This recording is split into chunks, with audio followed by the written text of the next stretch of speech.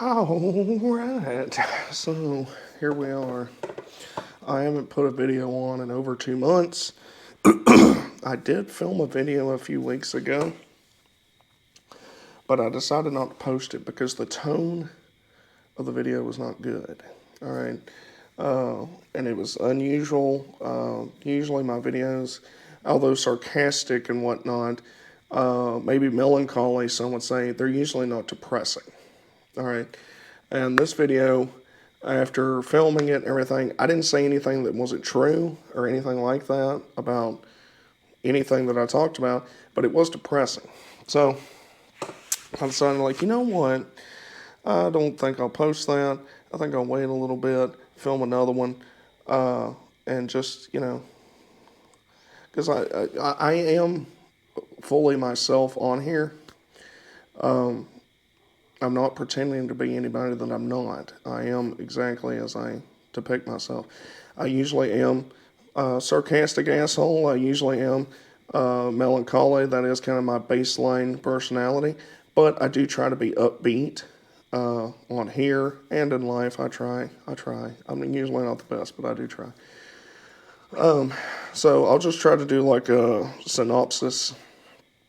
So right after that last video, the one where I was at Berry College, right after that, my girlfriend's grandfather went into the hospital. And unfortunately, he passed away, and he never made it out of the hospital.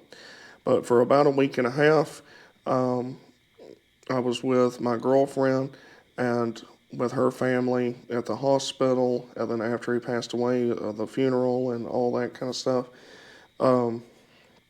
And he was I didn't get to know him as much as I would like to. I did get to spend quite a bit of time around him, but not as much as I would like.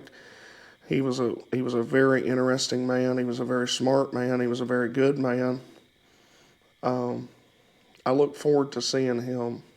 We would go over there on Fridays. My girlfriend, usually her mother, and we'd go over there, and he liked eating in this one restaurant where he lived. He really liked the country fried steak, so we'd go over there and get him some country fried steak. And we'd eat and just talk, and he'd tell me stories about how he grew up and where he used to work and all kinds of stuff. There obviously wasn't anything I could do other than just try to be there for my girlfriend in any way that I could. Be there for her and for her family. It wasn't a pleasant time for certainly not for them, and I didn't enjoy seeing people I care about going through all that, and I certainly didn't want to lose Paul. That's what everybody called him, was Paul. I mean, like, people that weren't related to him called him Paul. He he told me that he loved me more than either one of my grandfathers ever did. He said it more freely, and he said it with an intent. Like I'm dating his granddaughter, right? I'm not. He doesn't know me from anybody. He hears the stuff that his granddaughter tells him about me, right? But other than that, he doesn't know me. The first time I ever met him, when I was leaving, he told me he loved me. And he told me he loved me in the hospital. I got to say goodbye to him in sort of a way. His family got to say goodbye to him in their ways. So in that regard, it's hard to say anything good about a situation like this, but I'm glad they did that he was coherent. I got to talk to him, got to tell him that they loved him and everything like that before he passed away. I got to tell him that I loved him before he passed away. There is the comfort that he's not suffering anymore, of course. His wife passed away about a year before he did, and he talked about her quite often. He knew how long he'd been married to her down to the day, and he was talking about that just hours before he passed away. The chaplain came in and was talking to him, and he was a very strong Christian. He was very in the way that I think a lot of people would hope to be if they're Christian, if they believe the Scripture.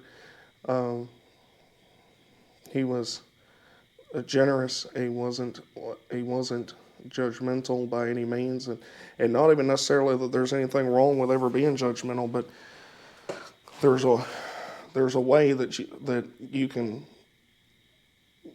deal with people that you don't agree with in a graceful manner. Um, and he was a very measured. The way I always say, he was very conscious of how he said things. At least that's how he was with me. Um, he was I took him as gentle. Now he was very alert, a very large man. I mean, he was well over 6 foot at 80 years old. And all the old men that I'd ever been around, most of them were, kind of short old men, and they shrunk up over years. And he was kind of hunched over, but he was like a giant, even at 80. But what I mean is he was a lot, people see him, and I would imagine I wouldn't want to have fought him when he was younger. Let's just say that. Uh, but what I mean by like he wasn't judgmental, I mean like he was very welcoming. He was very concerned for people. He offered to help me with different things, to borrow his trailer or anything like that. If he thought I might need help with something, he would, and if I'd offered to pay him, he would just refuse it, almost be offended if I'd offered to pay it. He was very, I'm not trying to talk trash about my grandfathers, but my grandfathers were not gentle men. They weren't exceptionally loving men. They weren't exceptionally, uh, put it this way, the things I heard about my grandfathers was he's a damn good machinist, or he's a damn good carpenter, and things like that. You didn't have people going out of their way talking about how good they were, as far as like how they treated other people, uh, things like that. Neither one of my grandfathers were serial killers or anything like that, but they just weren't. They were that type that was from that era, and Paul was a little bit younger than them. But he was born in the 40s. One grandfather was born in 1920, and the other one was born in 29. Um, so that's a different generation. They grew up in the Depression. It's different. I think that has a lot to do with the character development and everything. And of course, you have your own family dynamics and how they were raised and stuff. But either way, Paul, my girlfriend's grandfather, had all of the good traits that my grandfathers had, the things that I liked about them and that I loved, without any of their negative traits. At least I never saw them.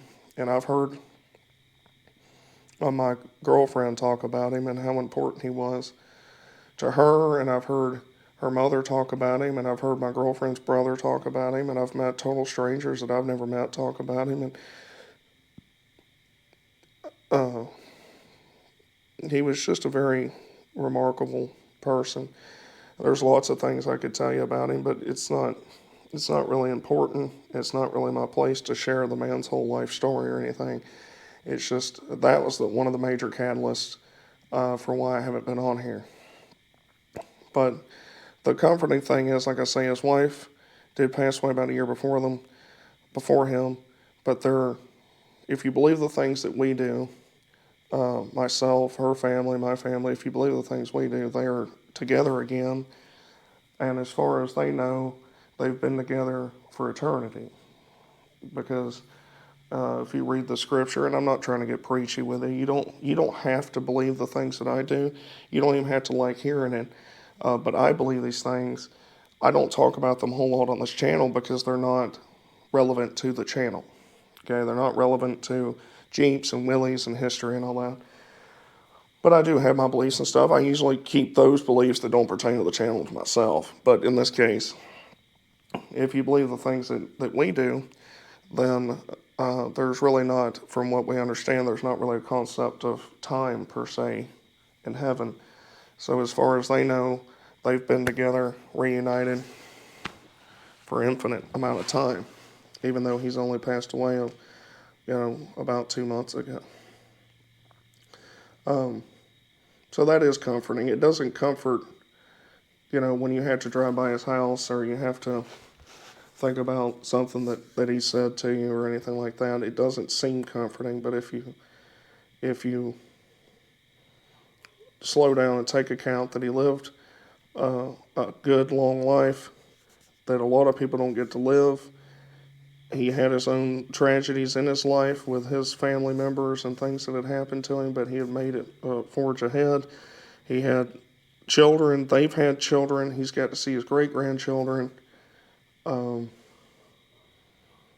There's a lot to be said for that, for a life well lived, and I think that he lived a very well life. And I think it's fitting that he gets his reward and that he's reunited with his wife and that he's in heaven with the things, with his family and everything like that. I think that's fitting, and I think it's a good way to remember him, and I think that's the way we should remember him, and I think that that's the way he would want to be remembered. But anyway, a little less depressing than that. Immediately after he passed away and after the funeral, I got violently ill. And I'm talking like pretty violently ill. It's the sickest I've ever been. And I didn't get the most popular thing that people talk about all the time. I know a lot of people's minds that are watching this immediately went to one thing. I'm not even going to talk about that one thing, but it wasn't that, okay? But regardless, so I've been dealing with that for pretty bad for right after he passed away for about 2 weeks. And then after that, I felt good. And then I relapsed again for about a week and a half. And then I feel pretty good now. But there is like lingering stuff, and it could relapse several more times. And so I've got some more doctor visits I have to do and things like that and all this. And but I should be, hopefully, if nothing else goes wrong, should be coming out of the other side. And of course, at the same time as all this, I did start a new job, which is kind of a whole thing in and of itself. Nothing special to talk about there. But yeah, so there's been a lot of stuff going on.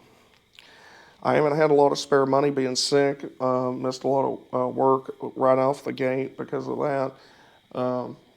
So I haven't had a lot of money to do the stuff I need because there is things I have to, not a whole lot to initially get the Dauntless put into Jubal. Here's Jubal, by the way. I know y'all haven't seen him in a while. There's the Dauntless right there. And then here's Jubal, all right? So the amount of money I need to actually get things set up to put him in the engine bay really isn't that much. But once you get him in there, don't get me wrong, I'd feel better just having the Dauntless in the engine bay. But there is some other stuff, like the exhaust we've got to deal with, and I've got to get an air cleaner, and I got to get a new carburetor for it. Like putting it in the engine bay right this second, yeah, it'd be nice. I would like to, but there is more money to be expended. I got to get a new distributor cap. I got to get hoses for the radiator and stuff. I don't know that I'm going to be able to run that aluminum radiator I've got. I think I can. I'm probably going to end up having to get some fans for it. So there is some more moving parts to figure out. I'm hoping now that things are kind of calming down that I'll get some time and some little money to start doing that with. I would like to. So basically this update where I've been, I'm not dead, not yet, all right, but I don't have a Jeep to show you. I don't really have it. The only thing I've done Jeep related here in the last 2 months is I did back the CJ5 in here, and I did mess around with actually mounting the tire carrier bumper on right. Problem I'm having with that is the rear channel on the CJ5 is paper thin. All right, if you ever looked at the rear cross member on the end of the frame on a CJ5, it is just, it's like a piece of construction paper. So I've got to reinforce that. Bolting the bumper to that's not going to work. So then you look underneath it, well, your gas tank's directly in the way, so you can't really run like supports to the frame or to the next cross member. So then you're talking about sandwiching a piece of metal to it. well, then that has your own problems because your gas tank's in the way. And so it just kind of spiraled out looking at it the other day. And okay. All right, the audio is going to sound a little different right now because my microphone's died. The transmitter did. I lost about 2 minutes of audio from the previous thing. So I was talking about the CJ5 and about the rear bumper. Basically what I'm saying is I'm going to have to get it in here and mess with it more. That's the synopsis, all right? Anyway, transition. This is unusual for me to show you in this video. Never done this before, but if y'all enjoy it, then maybe I can do this with some other stuff, all right? Normally I ramble about history. This is a show and tell history, okay? Like I say, some of y'all are probably going to get your tummies upset. I really don't care, right? If you don't like firearms, then strictly think of it as a piece of history, just a historical relic. I particularly don't care either way. I'm just telling you, I like firearms, and I like historic firearms, and that's exactly what this is, okay? This is a #4 Mark I Star British LeeEnfield. Okay, that's what this is. It's set for, it's actually not what that is. Actually, and to make y'all happy, it's clear. We'll even take out the magazine for a second. Nothing in the magazine. Make y'all happy. You can see all the way through the action. Okay, all the way through it. There's nothing in it. Before y'all start getting emotional. All right, we'll even put the safety on it. All right. Anyway, this is actually an American-made LeeEnfield rifle. All right, a lot of people don't even know what a LeeEnfield rifle is. People that are into guns might know what they are, but they don't know that America actually made some of them. This one was made by Savage Arms, and this was made, if I remember right, when I looked it up, I believe it was made in '43. Most of them were, and this was made for the Lend-Lease program, okay? When America was trying to help supply Britain with everything from bullets, bandages, rifles, tanks, airplanes, whatever you want to care to name. We were supplying stuff to them, to the Soviets, to the French, to all kinds of stuff. Despite what my history teacher in college said, who was suggesting that America's role in World War II was not really that important, tell that to all the people that were supplied with food, munitions, trucks, tanks, whatever you want to carry. We sent almost 100,000 Jeeps to the Soviet Union, okay? Almost 100,000. It's like 92,000, all right?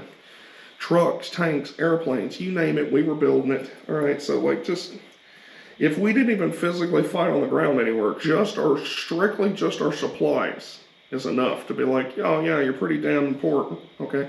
But then we're also fighting in the Atlantic, the South Pacific, Sicily, Italy, Normandy, bombing raids, and supplying everybody else that's fighting with all kinds of stuff. So it's like, it's just, anyway, regardless. That's a different rant for a different time. So, gotta come back up where y'all can see the full length of this thing. So this is a Savage-made LeeEnfield. If you look closely, I don't know if you'll be able to see it in the slate, but right there, it says U.S. property. If you tilt it up, you can see, you probably can't see it in the slate, but there's a flaming bomb arrow, flaming bomb mark right here. And then it says #4 Mark I Star, okay? Now, the thing about LeeEnfields, this will probably upset some people as well, all right? But, you know what, I'm not holding back, okay? The LeeEnfield rifle, this basic design, okay? This basic design right here is the best bolt-action military rifle ever made. By a significant margin, okay? I know people are going to be like, what about Mauser? Yeah, I like Mausers. I've got Mausers. I like Mausers. What about the Mosin Nagant? You know, and no, it's not even in the running, okay? Mosin Nagants, they're good rifles for what they were for, but they're not even comparable to this. Certainly not comparable to Mauser. Certainly not comparable to a Japanese Arasaka. Okay, they're not comparable to a Swiss straight bolt. They're not comparable to anything. I mean, they're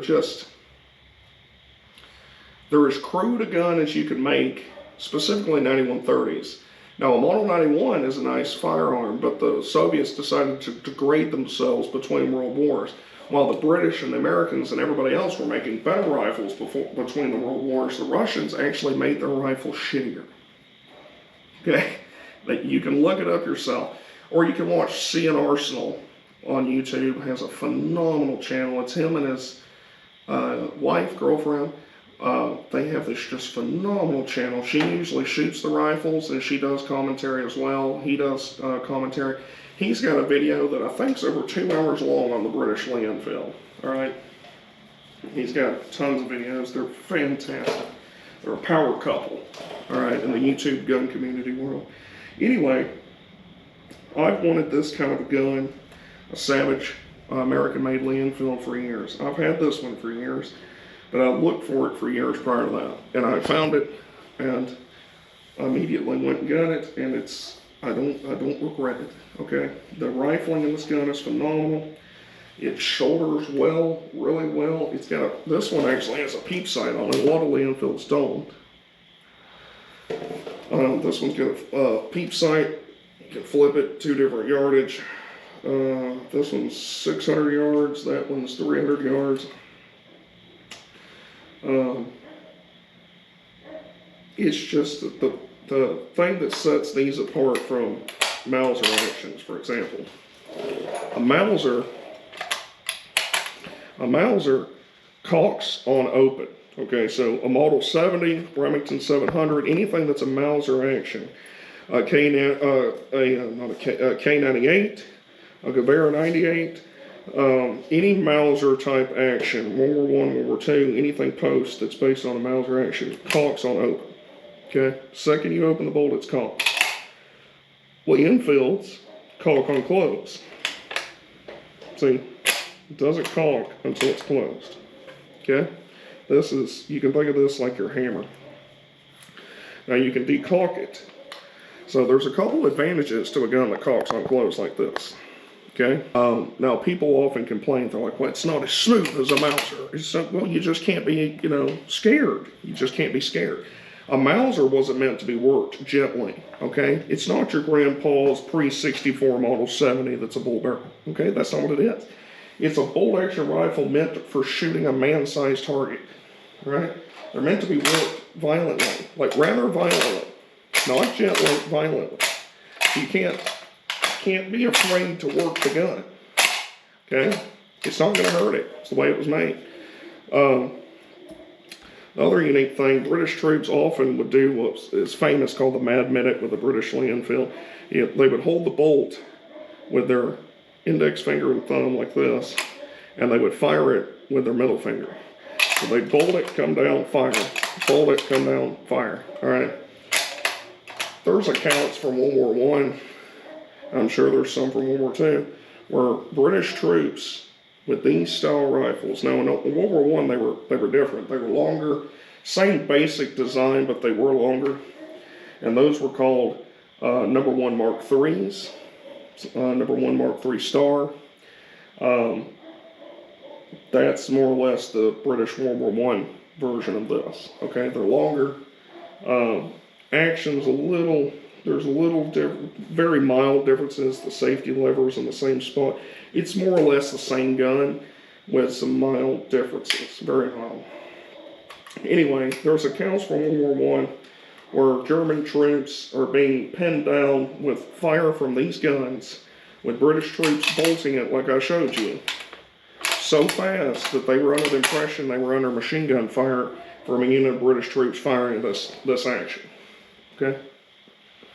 The other thing that makes this rifle superior to literally all the other ones on the battlefield in both world wars is the fact that it has a detachable magazine. Okay? Now, they didn't issue this rifle with the intent for you to use this like we think of detachable magazines now. Okay, you got issued one rifle, one magazine. You didn't carry extra magazines, or at least you weren't supposed to. Okay, it was before people kind of thought about that. Not really thought about it, but just it's impractical because for this rifle to swap magazines, because the only weak point of this gun is the magazine. The magazine is kind of delicate, and it's specifically delicate in these two tabs right up here in the front. These will get bent and it'll cause it to feed wrong. Sometimes they'll even break off. And since this shoots a British 303 cartridge, the rimmed cartridges, if you load them wrong, then it'll jam. Now, that didn't stop troops from carrying extra magazines, because why the hell not? This holds 10 rounds. Plus, if you put one in the chamber, 10 rounds, you're holding 11 rounds in this gun, okay? The standard issue rifle for everybody else on the battlefield, with the exception of the Americans, holds 5, okay?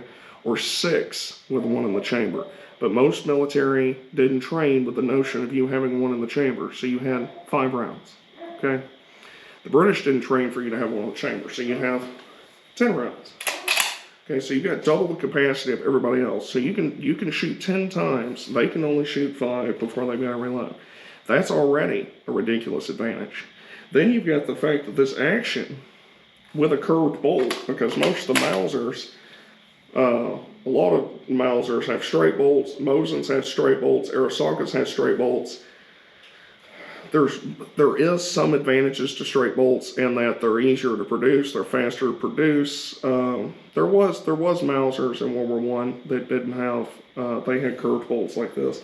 But, you know, to take the time to bend that bolt like that, when you could just make it straight, you could make it straight on this one if you wanted to. There is advantages, disadvantages. One advantage is, like on this gun, for example, say I'm shooting, right? You can bolt it up and it never gets in the way of the sight, ever. It's never in the way of the sight. A straight bolt, when you bolt it up, right, like say I'm Mosin Nagant or an Arisaka, you flip it up, the bolt's directly in the way of the sight. You can't see it. So I can stay on target with this one while I bolt it, right? Bolt it, fire, bolt, fire, and it never gets in the way, right? Now, a lot of guys are going to bolt, bring it out the hip, bolt it back, right? It just depends, but you should be able to shoot it in either configuration, right? So there's a major plus. Magazine, 10 rounds, double the capacity of everybody else. Now, I know what some of you are saying. If you're in the States, you're probably saying, well, but the M1 Garand was the best rifle of all time and ever. I like the M1 Garand. I do. I do like it. I do like it. I had one not that long ago, actually, and I ended up selling it. But there's problems with the M1. There is. I know you don't want to believe it. I know your grandfather told you it was the best rifle ever made. I know he did. I know he did. And he probably believed that.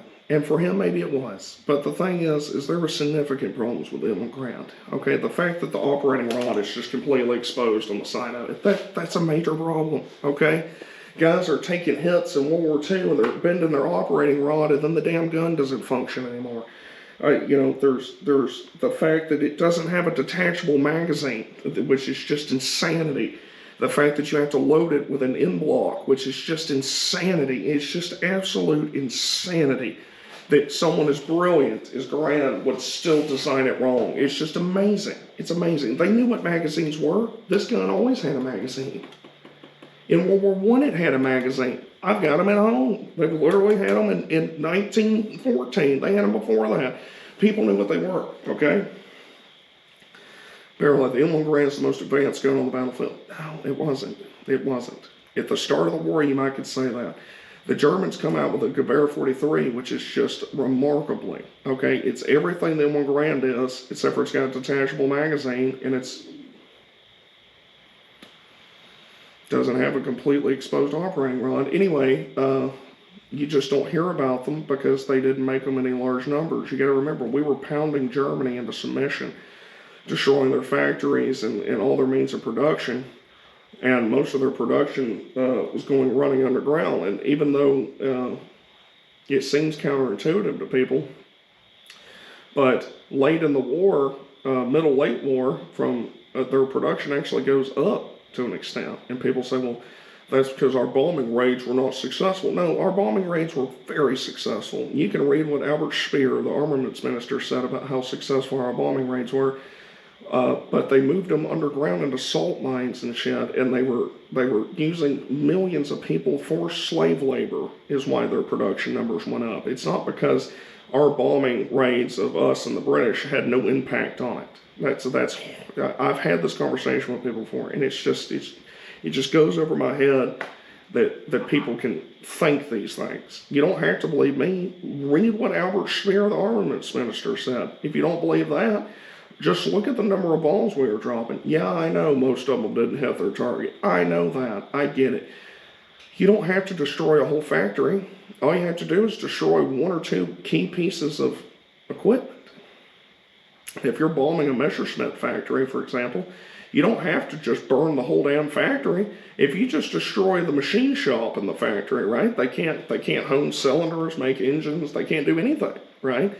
The roads are destroyed over to the next closest factory that might be intact, so they can't take the shit over there and have them fix it either. So it's just, there's a lot of people that don't understand how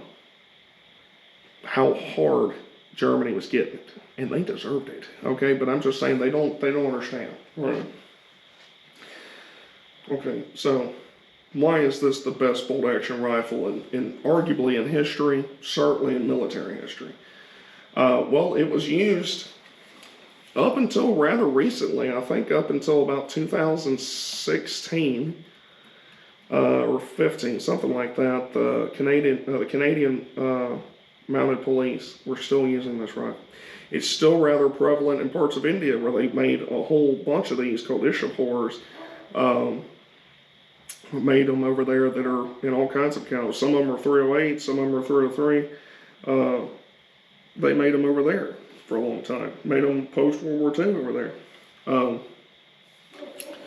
So it has the longest serving history of a bolt-action rifle because it's in British service prior to World War I all the way through the war, world wars, everywhere. Ernest Hemingway had one of these that was taken out of his hand. If you read his book, it was taken out of his hand by a crocodile in Africa, somewhere in Africa where he was hunting. One come up and bit the end of the rifle, pulled it out of his hands. These rifles have killed everything from tigers and bears, leopards, deer, white-tailed deer, crocodiles, alligators, hippos, auks, whatever you want to care to name. There's basically nothing that they haven't been used for. They've killed millions of men. This gun right here is probably responsible for arguably more people being killed in combat situations between the world wars. You could make an argument that the French and their Lebel killed more Germans, at Passchendaele or whatever. But this rifle right here did a whole lot of work, and it did it very well. The British soldier had a very strong affinity for these rifles because they're phenomenally made. Their safeties, for example, are very modern in how easy they are to access, how strong they are made. A lot of military rifles, the safety was kind of an afterthought. Once again, take a look at a Mosin Nagant. It was like an afterthought. Take a look at an AK-47. It's literally like they didn't even consider it. Look at an SKS. SKS is a phenomenal gun, but the safeties on them are trash, all right? But you hear how satisfying a click that is? I know the audio is a little crappy, but just listen to that. Listen to when you put it in safety. Listen. It's unbelievable. And it can be deployed rather quietly if you're careful with it. You can do it quickly. It's right there at your right thumb, right? I mean, it's a phenomenal safety. There's guns being produced today that don't have as good a safety as this, but there's a lot of guns being produced today that don't have a safety at all, despite what people tell you, okay? Just remember, that's all I'm going to say. I don't want to trigger everybody today. Just remember, if the only way that you disengage the safety is by pulling its trigger, it's not a safety. Okay? Anyway, because the function of a safety is to keep you from shooting yourself or somebody else by accident. Okay? People go, well, this is your safety. Yeah, you shouldn't be pulling the trigger for no damn reason. This is true. You should only pull the trigger when you need to for a specific reason. Shoot a target, defend yourself, whatever. But you shouldn't have to worry about your gun going off in your holster, which is quite a prevalent problem. Okay? And people in the know what popular gun I'm referring to right now. Anyway, this gun represents a major pivotal point in world history. Okay? A point in history where the British, for an extended period of time, probably felt like a lifetime to Churchill and them, was basically the only people, country, standing against the tyranny of Hitler. Okay? Now, I know some people, I've got a friend of mine who, with good reason, has a bit of a burning hatred towards the British and everything. Okay? I totally get that. I understand. Okay? Two things can be true at the same time. The British Empire in World War II, you can make arguments, is unbelievably important. Probably arguably more important than anybody. You can make that argument. Because without Britain doing what it did under Churchill's leadership, there is no America getting involved and having a launching point to do Normandy, Sicily, Italy, do any of that. There is none of that without Britain. They are our base of operation, supplying a place for us to stay, organize, launch the invasion on Europe. All right, the largest invasion in history from the sea. Even though there's arguments to make that the invasion in the South Pacific on Okinawa was bigger than D-Day. Certainly was bigger in terms of the number of Americans that landed, I believe. But regardless, it's a pretty damn big deal, the number of ships and men that we moved to do that. All right. Britain is unbelievably important in that era of history. Why Churchill called it their finest hour? Because it was. It genuinely was. For all the evil things that the British Empire did, it also did a lot of wonderful things that nobody ever likes to remember. It did good things. It's like Rome, all right? Rome, the Roman Empire did unspeakable, awful, horrible things. It did.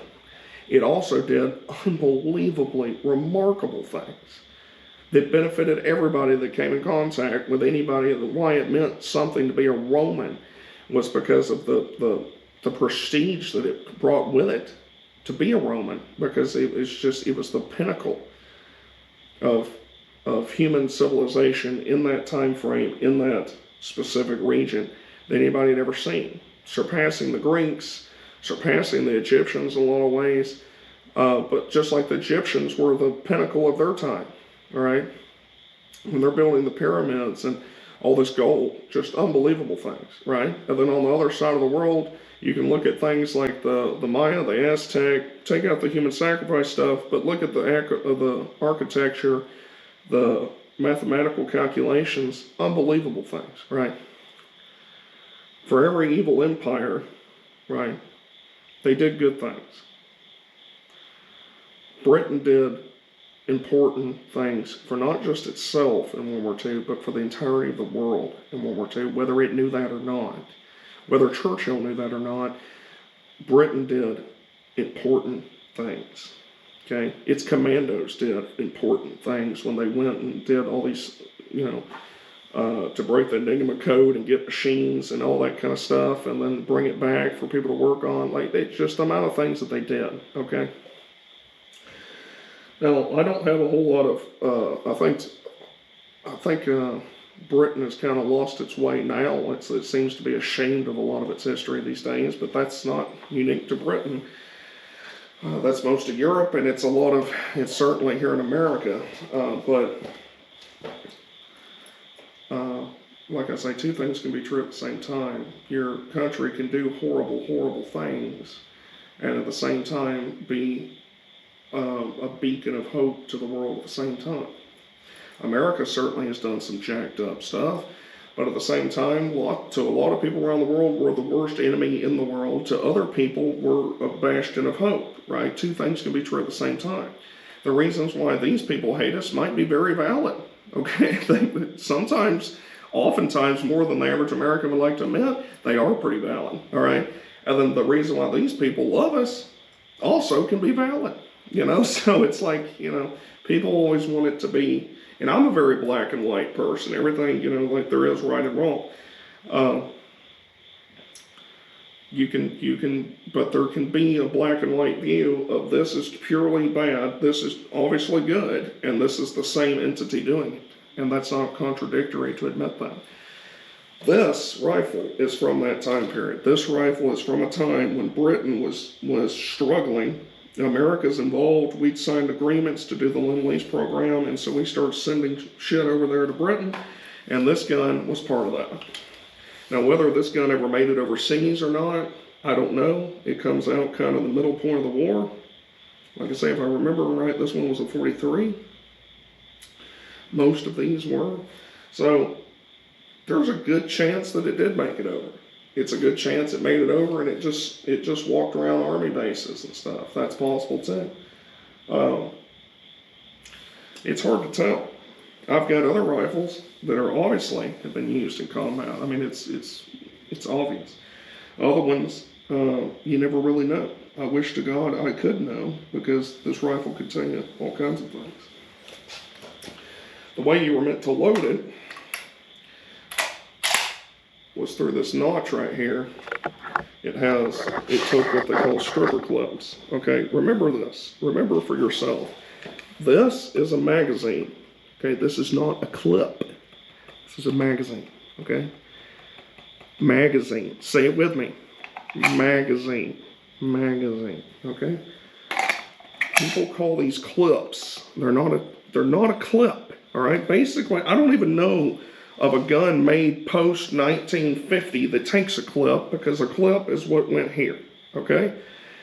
Stripper clip. You loaded 5 rounds. Take another stripper clip, load 5 rounds. Now your magazine has 10 rounds in it, and you send the bolt home and you're good to go. All right? You can stack up some Nazis, all right, because you're ready to go, because your magazine is full. Okay? Just so you know. In case you're ever having a conversation, you don't want to look like an asshole because you keep calling something a clip. Man, throw me a clip. Well, you should receive a slap across the face, because you should know what a clip is if you're handling a gun. All right? All right, calm down. Calm down, Red Clay Traveler. All right. This is one of my most prized possessions. I've had this gun for quite a while. I love this gun. This is my rifle. There are many like it, but this one is mine. Okay?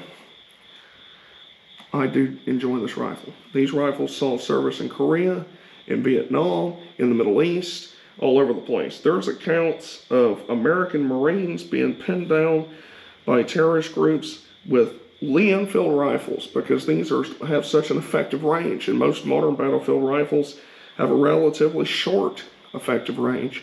And there's dudes out there with 80-year-old rifles holding us down, all right? With all our technology and whatnot, they're holding us down with this, okay? So a lot of people carry on about, you know, modern guns and all this. I'd be honest with you, I just don't give a damn about, really. There's only a couple modern guns that I care about at all, and most of them are shotguns for like shooting clays or bird hunting with. My love is vintage bolt-action rifles. Vintage bolt-action, okay? Specifically World War I, World War II. So, that's my passion, all right? I've been trying to build that collection since I was old enough to buy rifles. Since I could legally buy a rifle in the United States, I've been building that collection. So, I've got a pretty good selection. So if y'all enjoy these kind of talks, with an actual physical example of a firearm, or it doesn't even have to be a firearm per se. It could be any like relic. I've got lots of Civil War relics, of course. I've got other antiques and things, helmets and stuff like that. If y'all like this kind of show and tell with a specific actual historical item, let me know, and we can do more of these, and I can work them into the Jeep videos when I've got the CJ5 in here or not, or the wheelies, or they can be kind of standalone videos like this one is. It just, just let me know in the comments if y'all like them. I know John Doe said that he likes rifles like this. I'm sure some other people do. Some of you maybe have never even held a gun in your life and you hate guns. Then I respectfully disagree with you, but at the same time, surely you can appreciate just the history of this firearm and how important it is, even if you don't like it. So, yeah, that's about all I have to say about this bad boy. It's beautiful. It smells like cosmoline, which is the most sexual smelling thing on the face of the earth, is cosmoline. It really is. And by the way, you keep seeing me do this on a lot of bolt action rifles, vintage World War II rifles. It's not all of them. But when you close the bolt, I don't want to cock it. If you pull the trigger and then close the bolt, it doesn't cock it. I can cock this gun. That's half cock, so that locks up the trigger and the bolt. This is full cock, so this is ready to go. Once again, completely unloaded. But if you want to put the bolt home and not cock it, you do that. The bolts on these are very easy to pop in and out to clean the chamber. The rifling on this gun is just immaculate. It's a beautiful example. It even has a factory repair right here. I love getting these rifles with factory repairs on them. I've got 2 or 3 that have factory repair. And that's where it received damage, and they took it back to the armory, and they cut a beautiful little notch in it, put some brass nails in it, hold it back, or actually, no, they put wood plugs in it. It does have a brass butt plate. And then to close it out, the cartridge that this thing shoots is a British 303 rimmed cartridge. Okay? Now, I've deer hunted with these rifles. I've killed some whitetail elk. The 303, like I say, has killed big game all over the world, on damn nearly every continent that has big game except for Antarctica, okay? The 303 ballistically is about like a 308, okay, a 308 Winchester. If you look up the ballistic charts and the powder loads and the cartridge length and the bullet weights, the 303 bullet is slightly heavier. So like when I was reloading, you could load, this takes a 7.7 caliber bullet. That's slightly bigger than a 30 caliber. The Japanese Arisaka is a 7.7. So I was using the same bullet to load, and there's different diameters of those bullets, but like caliber wise, you could load the same bullet for a 303 into the round for the Arisaka. So it's slightly heavier, the bullet's slightly heavier, so it has a little bit higher fall rate. The powder loads for them, the cartridge lengths, they're very similar in length. The powder load, like I say, is almost identical within like 1 or 2 grains. Its effective range is very similar. The 308 beats it out just a little bit on far end range, but its impact on a target when you shoot a deer with it, I've killed deer with a 308 and a 303. It's almost identical. It is a phenomenal gun. Okay, I know a lot of people want to hunt with a 300 Win Mag, all that kind of stuff. If that's what you want to hunt with, then hunt with that. Okay, all right. There's no practical reason to hunt with a 300 Win Mag unless you're planning on shooting a deer at a significant distance. Okay, I'm talking in excess of 200 yards. There's just no reason to be shooting a 300 Win Mag. I have tracked deer that friends of mine have shot with a 300 Win Mag, and the bullet moved through that deer so fast that it didn't even deform because the deer was, 25 yards away. And he shot it with this rifle that's just moving like the speed of light, and it literally didn't deform it. It just right through it. So And we tracked that deer for miles because it didn't have any expand rate. And a lot of people get their butt hurt about this, but slow-moving bullets cause more damage. I know a lot of people don't believe that, but it is true, okay? There's a reason why the casualty rate in the Civil War was as high as it was, because the bullets were heavy and they were moving slowly, okay? It wasn't just because the doctor sucked, all right? It was because the bullets were heavy as hell and they were moving slowly, all right? Anyway, I'm the Wreck Lake Traveler. Like I say, this obviously isn't a gun channel. I'm not trying to just switch you off at that, but I know y'all like history. I know some of y'all would probably have interest in this, so I thought I'd show it to you. So until next time, until the next video, I love you. And next time there'll be a Jeep in the video. Catch it on the flip side. And remember, Willie's truck for life. And it'll look really good with that LeeEnfield hanging on the back glass from the gun rack. Hell yeah, get it, yeah!